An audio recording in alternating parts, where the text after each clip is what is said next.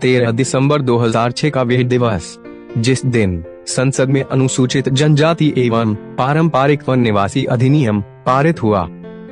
सालों साल से वन में रहने वाले और जिनका जीवन वनों पर ही निर्भर है, ऐसे वनवासियों के अधिकारों को कानूनी मान्यता देकर उनकी आजीविका सुनिश्चित करना, यह इस कानून का प्रमुख उद्देश्य था।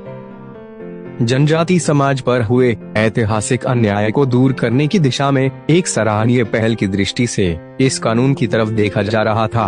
वनों पर जिनका जीवन निर्भर है, ऐसे 10 करोड़ से ज्यादा जनजाति समाज की आशाएं इस कानून के क्रियान्वयन पर केंद्रित हुई थी। वनवासी कल्याण आश्रम जैसे संस्था संगठन विभिन्न मंचों के माध्यम से इस कानून के क्रियान्वयन के बारे में आवाज उठाते रहे, लेकिन उनके इस प्रयास को ज्यादा सफलता नहीं मिल पाई। वस्तुतः इस कानून के क्रियान्वयन का दायित्व एक नोडल एजेंसी के रूप में जनजाति कार्य मंत्रालय पर था, लेकिन जनजाति कार्य मंत्रालय और वन मंत्रालय के बीच ठीक से तालमेल न होने के कारण इसके क्रियान्वयन में काफी बाधाएं उत्पन्न हुई। सामुदायिक वनाधिकार के संदर्भ में देखा जाए तो जब से यानी 2007 से यह कानून लागू हुआ, तब से इन 16 सालों में मात्र 10% जमीन के पट्टों का हस्तांतरण किया जा सका है।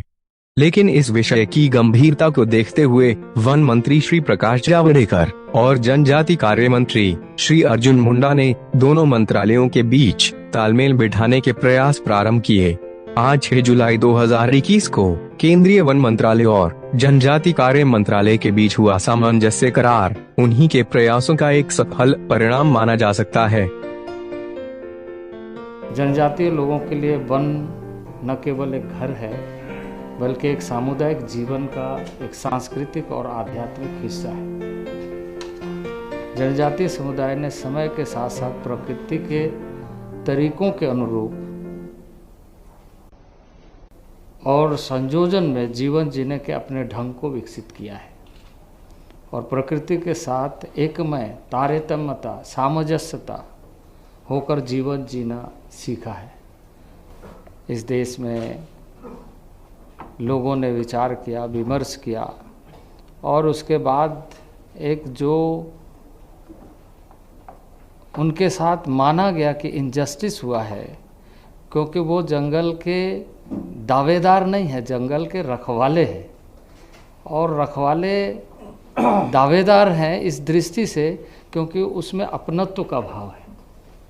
मैं समझता हूँ कि यह वनवासी समाज, आदिवासी समाज, जनजातीय समाज के लिए एक नया अध्याय के रूप में माना जाएगा कि हम एक नए तरीके से जनजातीय समाज के लिए और वनों के लिए कार्य कर रहे हैं और इस कार्य का लाभ निश्चित रूप से सबको मिलेगा।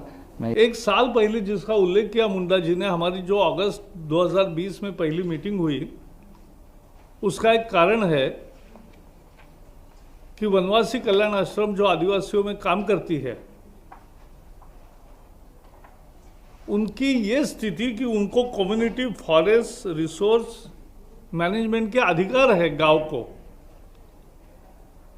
वो उनको मिलने चाहिए। ये उन्होंने मुंडा जी को भी बताया, मुझे भी बताया, फिर हम सामूहिक रूप से मिले, 2-3 बैठकें हुई, हमारे अधिकारी भी रहे और फिर इसके बाद ये आज का ये एक कॉमन सर्कुलर निकला है। आखिर फॉरेस्ट विभाग की या ट्राइबल अफेयर्स विभाग की जो निर्मित हुई, उसके पहले से ट्राइबल है और उसके पहले से जंगल है। कौन रखता था जंगल को? कौन विकास करता था? कौन संरक्षण करता था? नेचुरली वहां रहने वाले लोग, और जिसका वर्णन मुंडा जी ने किया। और इसलिए यह कम्युनिटी फॉरेस्ट रिसोर्सेज जो है, उसके संरक्षण का, संवर्धन का, जीव वैविधता बढ़ाने का और आजीविका बढ़ाने का, ये चारों काम करने में केवल अधिकारियों की भूमिका नहीं है, वहाँ की ग्राम सभा की भूमिका भी है। और आज का जो ये जॉइंट सर्कुलर है, वो इसी प्रोसेस को बताता है कि अब आने वाले दिनों में आने वाले सभी वर्षों में forest department and tribal affairs ministry के अधिकारियों को एक साथ इकट्ठा काम करना है। वन अधिकार कानून के प्रभावी क्रियान्वयन की दृष्टि से दोनों मंत्रालयों ने जो पहल की है, वनवासी कल्याण आश्रम इस पहल का स्वागत करता है। जिस उद्देश्य को लेकर इस वन अधिकार कानून का निर्माण हुआ, उस उद्देश्य की सफल पूर्ति की दृष्टि से यह महत्वपूर्ण पहल होगी, ऐसा कल्याण आश्रम का विश्वास है। सभी राज्य सरकारें आज की इस विशेष पहल के तहत दी गई मार्गदर्शक सूचनाओं को ध्यान में रखते हुए इस कानून का क्रियान्वयन प्रभावी रूप से हो, इसके लिए विशेष प्रयास करें, ऐसा हम आह्वान करते हैं।